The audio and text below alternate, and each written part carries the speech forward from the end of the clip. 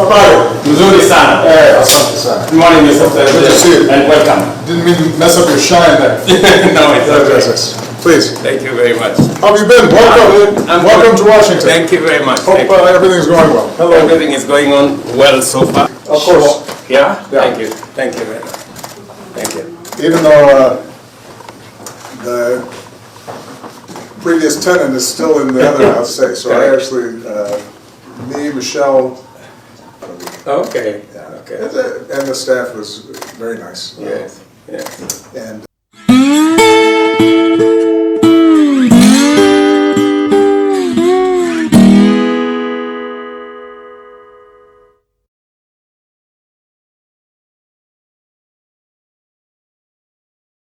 Distinguished guests, the President of the United States and the President of the Republic of Kenya.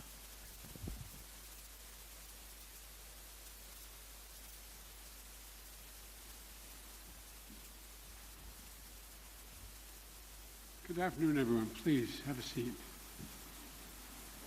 Mr. President, 6 decades ago, when Kenya declared its independence, President Lyndon Baines Johnson wrote a letter from our nation to yours, and he said, "May the responsibilities of freedom wake the best that is in you." Today, we mark 60 years of partnership between our democracies, and we're fulfilling that wish together, and we're continuing. I truly believe it has brought out the best in both of us, not only in Kenya and America, but around the world. It's had a positive impact. But through our partnership, we're continuing to meet our responsibilities in 4 key areas. First, I'm proud to announce we're working with Congress to designate Kenya a major non-NATO ally. That's a fulfillment of years of collaboration.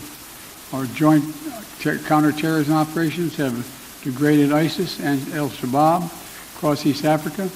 Our mutual support for Ukraine and has rallied the world to stand behind the UN Charter. And our work together on Haiti is helping pave the way to reduce instability and insecurity. And I want to thank you, Mr. President, Kenya's leadership for multinational security support mission in Haiti. Our new global partnership is going to build on all this progress. We're going to meet new challenges with more resources. And it's going to strengthen the security of our countries and our countries around the world. Second, we're deepening our economic cooperation. Both President Ruto and I have focused on growing economies, and growing them from the bottom up, the middle out, the bottom up, and when that happens, everybody does well, not the top down. Because when the middle class does well, the poor have a ladder up, and the wealthy still do very well. That's true in Kenya, that's true in America, and that's true around the world. Right now, many countries, debt stands in the way of growth. Too many nations are forced to make a choice between development and debt, between investing in their people and paying back their creditors. So today we're launching what we're calling the Nairobi, Washington Vision. This initiative is going to bring together international financial institutions and nations from all around the world to mobilize more resources for countries saddled with debt, to open more opportunities to the private sector financing, and to promote transparent, sustainable, and affordable lending practices. These are big goals. It's going to take time to see lasting progress, but we're providing $250 million the United States is to the World Bank in a crisis response window. In the coming weeks, the United States is going to make an additional $21 billion available to the International Monetary Fund. And today, I'm proud to announce there will be $250 billion in new lending capacity for multilateral development banks like the World Bank to help low-income nations invest in their development and tackle growing challenges. This is supported by the United States and many other countries as well. Next, we're launching a new era of technological cooperation between the United States and Kenya. That means new partnerships with industry, artificial intelligence, semiconductors, and cybersecurity companies. New initiatives to expand affordable internet all across East Africa. New education programs are going to bring Kenyan students to the United States to study in the STEM fields. And I'm proud to announce that I'm working with Congress to make Kenya the first country in Africa to receive funding through the CHIPS and Science Act, which has served us well. This funding will link their supply chains to the United States and to our partners, and spur innovation that extends from Silicon Valley in California to Silicon Savannah in Kenya, which, by the way, is already a $1 billion tech hub. Already a $1 billion tech hub. Finally, we're ensuring democracy delivers for our people. That includes Kenya's diaspora community here in the United States. 2 years ago, our nation's first black vice president, President Kamala Harris, launched the nation's first Presidential Advisory Council on African Diaspora Engagement. Today, we're building on her work to strengthen long-standing bonds between our people. I also want to thank you, Mr. President, for taking action to implement the long-awaited Public Benefits Organization Act, which provides historic protections for civil society and NGOs all across Kenya. Like you, I believe the future is going to be won by countries that unleash the full potential of their population, including civil society, women, and young people. I look forward to working together to implement this act and jump-starting anti-corruption reforms to promote democratic values that bind our nation together. Now, let me close with this. Taken together, these are responsibilities Kenya and America must meet in the years ahead. To meet them together as partners for security, for prosperity, for innovation, and most importantly, for democracy. But I know these responsibilities will wake the best in us. And I know will not only bring our nations together, but I want to thank you for, again, Mr. President, for being here and knowing we have even bigger dreams for the cooperation of our countries. The floor is yours, sir.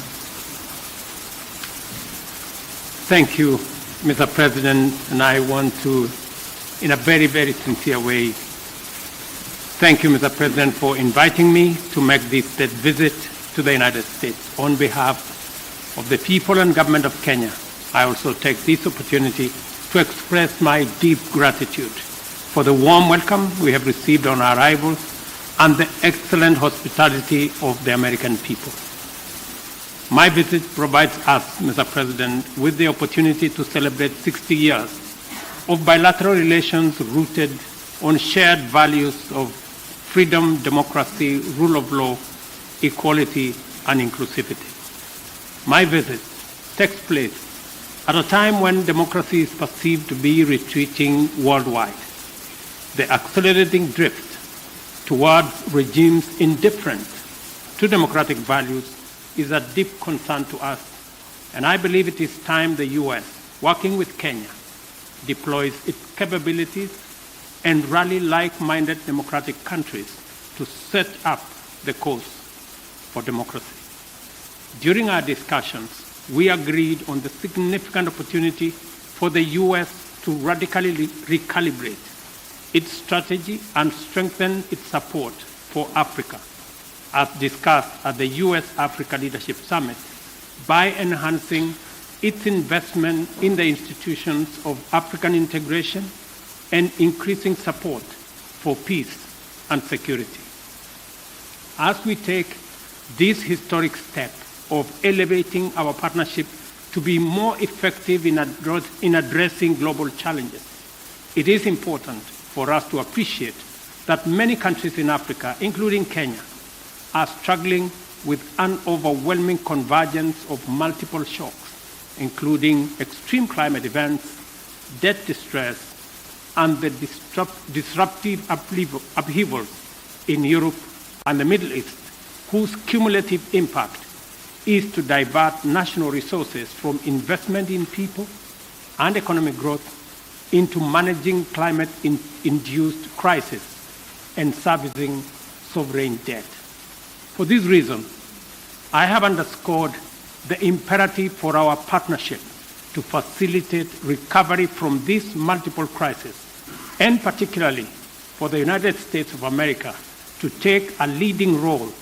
in a comprehensive debt resolution framework by doubling contribution to the concessionary financing window of the World Bank, and also to work with the IMF on rechanneling SDRs to institutions like the Africa Development Bank to further leverage on private sector funding to support countries. Unless this is done, and done immediately, the values of freedom, democracy, and the rule of law are in great jeopardy. On regional peace and security in the Horn of Africa and the Great Lakes region, I express optimism that Kenya and the U.S. will innovatively design appropriate defense and security frameworks to help Kenya as the anchor state and the region in general to deal with the peace and security challenges that are undermining human well-being, slowing down development, and also having a negative impact on democracy. We affirm our mutual commitment to the stabilization of Haiti through the multinational security support mission. The Kenya-UN Climate and Clean Energy Industrial Partnership we have just committed to is an encouraging milestone on our collective journey and builds on the paradigm shift we have inaugurated at the Africa Climate Summit in Nairobi last year. Accordingly, Africa's resource potential is a huge opportunity to deploy U.S. technology and investment to catalyze unprecedented growth through green industrialization. We've also agreed to hasten the renewal of the Africa Growth and Opportunities Act to sustain the rising momentum of our investments and exports in the manufacturing space.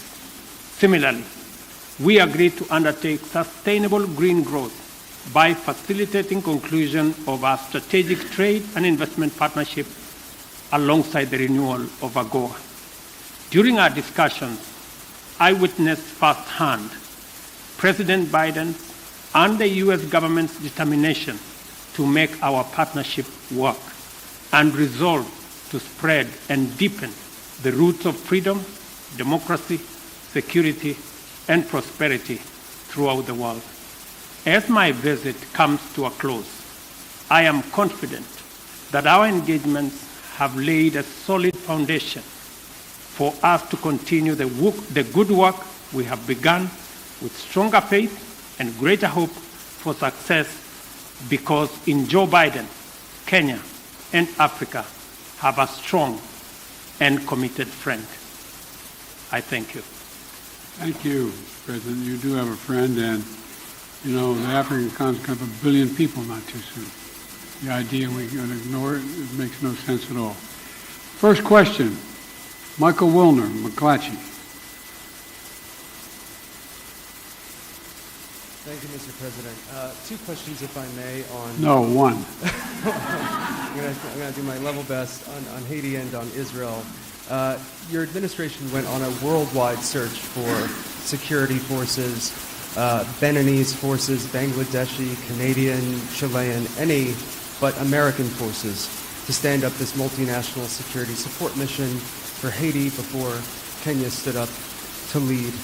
Can you explain why it is that you believe, on the one hand, that this mission is so critical, and on the other, why it is that you have categorically ruled out contributing U.S. forces to this effort?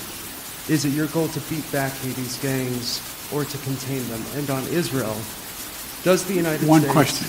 I'll answer your question. Okay, yeah. The question with regard to Haiti is, we concluded that for the United States to deploy forces in the hemisphere just raises all kinds of questions that can be easily misrepresented about what we're trying to do, and be able to be used by those who disagree with us and against the interest of Haiti and the United States.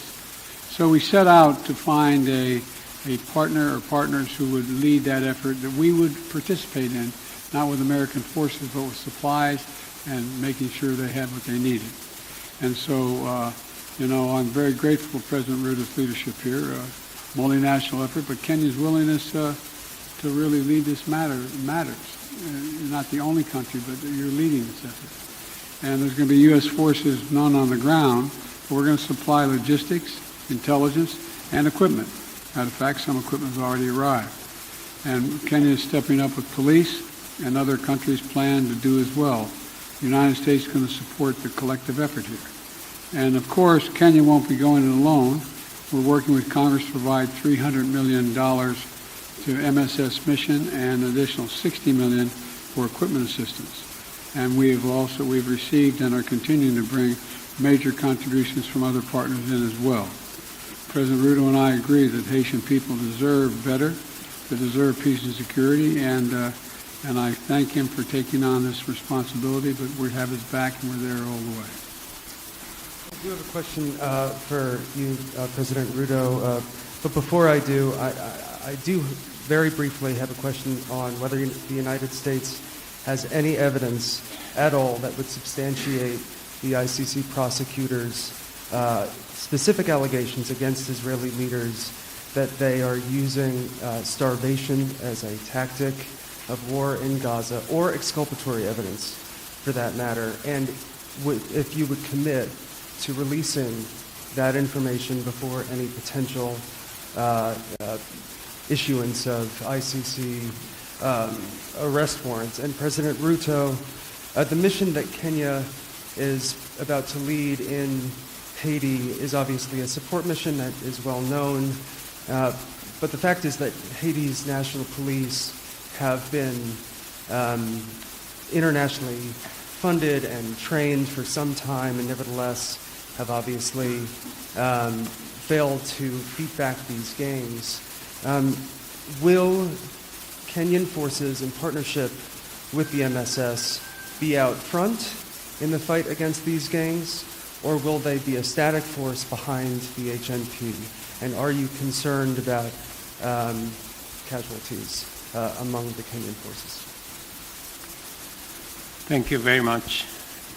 Kenya believes that the responsibility of peace and security anywhere in the world, including in Haiti, is the collective responsibility of all nations and all peoples who believe in freedom, self-determination, democracy, and justice. And it is the reason why Kenya took up this responsibility, because we have been participating in peacemaking, and we have been participating in peacekeeping over the last 40 years in 47 countries, including very difficult neighborhoods like what we're going to face in Haiti. We are going to take up that responsibility alongside the Haiti police, and we have clear modus operandi, how we are going to relate with the situation on the ground that has been agreed under the United Nations framework. So we are looking forward to this deployment because we believe that the women and children in Haiti deserve peace like all other women and children and people around the world. We made my position known on ICC. You guys never keep the deal, but that's okay. We've made our position clear on the ICC. We don't recognize the jurisdiction of ICC the way it's being exercised, and it's that simple. We don't think there's an equivalence between what Israel did and what Hamas did. Okay, next. Do I ask the next question as well? Let me ask Ayub Abdikadir from Kenya for the next question. Is Ayub? Oh, yeah, Ayub. Thank you, Mr. President. Thank you. One question, and this is on Haiti. President Biden, Kenya is rather doing the heavy lifting in a turbulent region, Somalia, South Sudan, the Democratic Republic of the Congo. Washington, as you have mentioned, has committed millions of dollars for the cause in Haiti.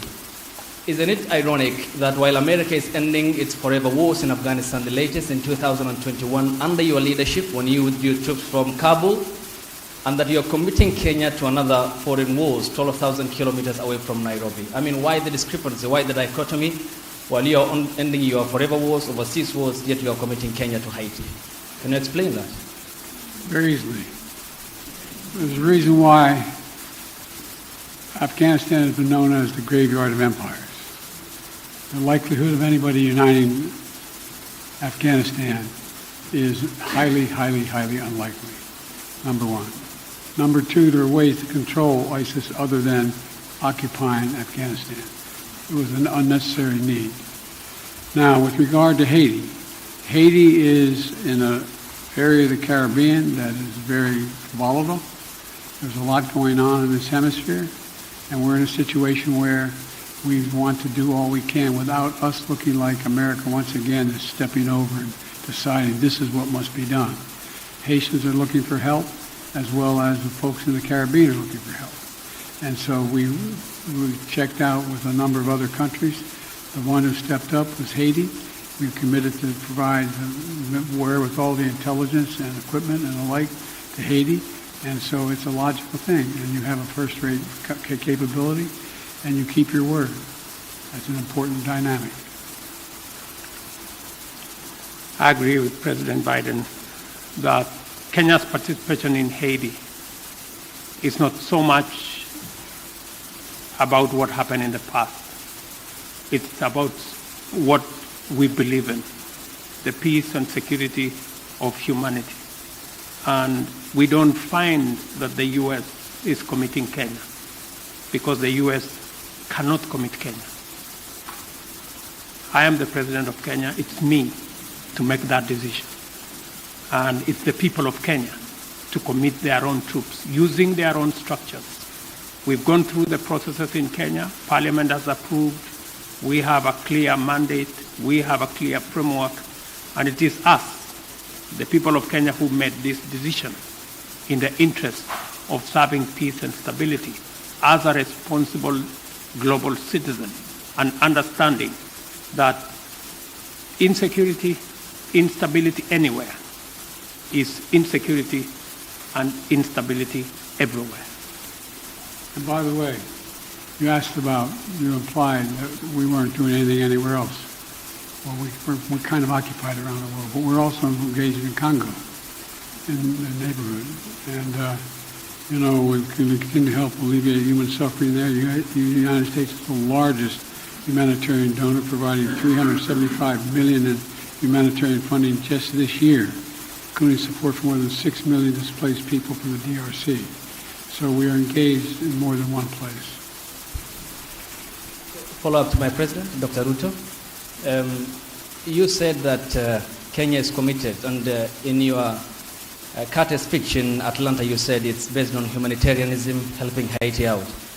But can you explain the geopolitical goal, 12,000 kilometers away from Nairobi, when schools in the counties of Baringo, West Pokot, and Turkana have not yet opened because of the banditry problem, yet you are committing our national police force to Haiti, and where is the priority? This being one of your major manifesto pillars, talking about security, and to the extent that even the Defense Cabinet Secretary talked about the deployment of, if need be, the Kenyan military or the special personnel to make sure that schools are reopened, children go to school in areas that are bandit-prone in Kenya. Why are you committing to Haiti when we have a problem back home? Is it an irony that you are putting the fire in the faraway neighbor's home when we are on our own home is on fire? Thank you very much. I made a commitment to the people of Kenya to sort out insecurity in the North Rift. I have followed that with action. As we talk, there are 3,000 military officers in the North Rift, 2,000 police officers in the North Rift. We have renovated the first 15 schools and completed. We have reopened 20 schools already that were closed in the North Rift. And that exercise is ongoing. We have made tremendous progress in making sure that we create security at home, but that does not take away our responsibility. Even as we were deploying troops and policemen in our own country, in North Rift, to sort out the banditry problem, we still deployed 1,000 troops to DRC Congo, because that is our neighborhood. We have 5,000 troops in Somalia, because equally that is our responsibility. And Haiti should not be an exception. That's why deploying 1,000 security men to Haiti speaks to the same belief and commitment to peace and security. Next question from April Ryan. Mr. President, President Biden, President Ruto, thank you. First of all, when you talk about Haiti, President Ruto, you said Haiti is a collective responsibility for all nations. And for you, Mr. President, President Biden, President Ruto, do you believe that these nations can break the back of this militia that has gripped the nation there? And also when it comes to Congo, thank you, Mr. President, for bringing up what the United States is doing for the Congo, especially as that flag was behind you at Morehouse. Mr. President, could you tell me what the African Union is doing, as well as Kenya is doing, when it comes to the humanitarian crisis in the Congo? Thank you. What was my question? Sir, your question was Haiti. Can the United States and Kenya, or the nations collectively, break the backs of this coordinated militia that has the grips of the nation? That nation. Yes. The very way we're doing it. We're not talking about a 1,000-person army that's made up of trained persons. This is a crisis. It's able to be dealt with. And we think we can deal with this way with a multinational approach, with Haiti leading the way and us providing the intelligence as well as equipment. Gangs and criminals do not have nationalities. They have no religion. They have no language. Their language is one. To deal with them firmly, decisively, within the parameters of the law. And that's why we're building a coalition of nations beyond Kenya and the US, many who are making contribution toward the MSS force in Haiti to secure that country and to break the back of the gangs and the criminals that have visited untold suffering in that country. On DRC, the AU, the East African Community, and Kenya are seized with that matter. I've just told you that Kenya had 1,000 troops in Haiti. We now have another 800, not in Haiti, but in DRC. We now have another 800 troops from SADC. We are going to be having a meeting of the East African Community.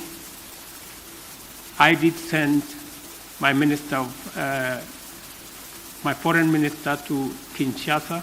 They had a conversation, and shortly we will be looking at how to begin the dialogue process under the Nairobi process, because we believe there is no military solution to what is going on in DRC, but instead dialogue should be able to give us the necessary momentum and outcomes that would settle the matters in Eastern DRC.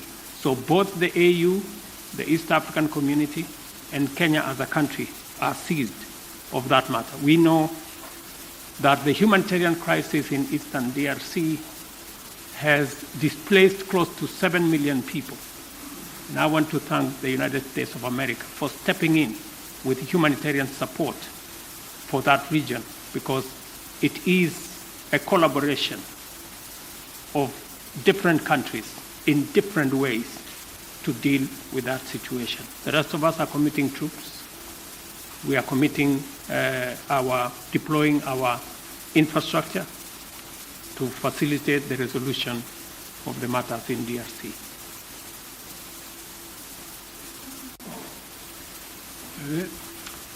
Let me ask Nancy Agutu from Kenya. She's here. Okay, Nancy.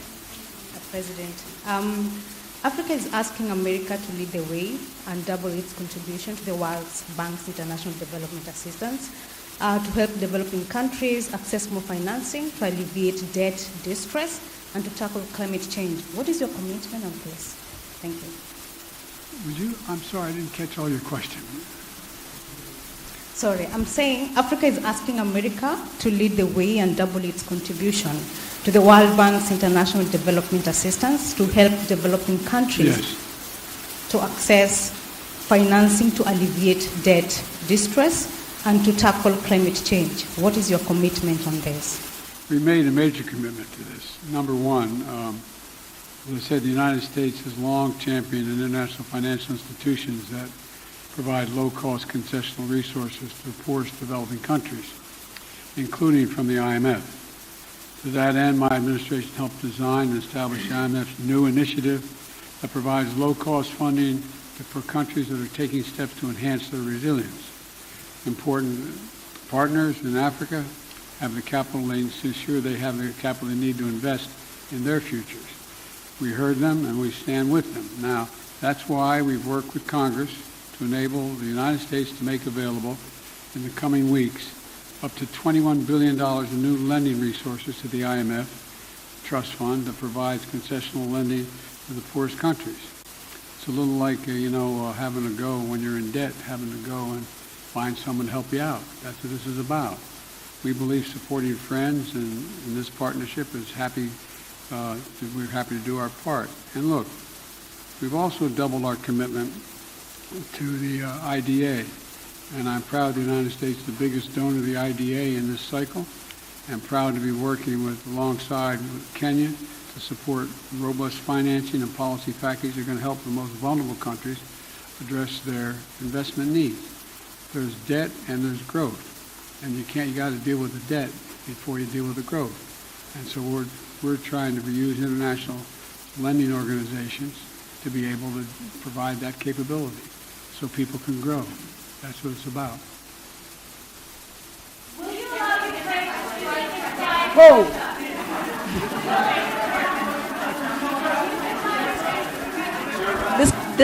This concludes the press conference.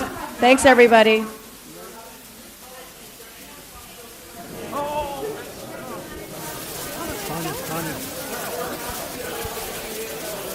Thanks, you, everybody. This concludes the press conference.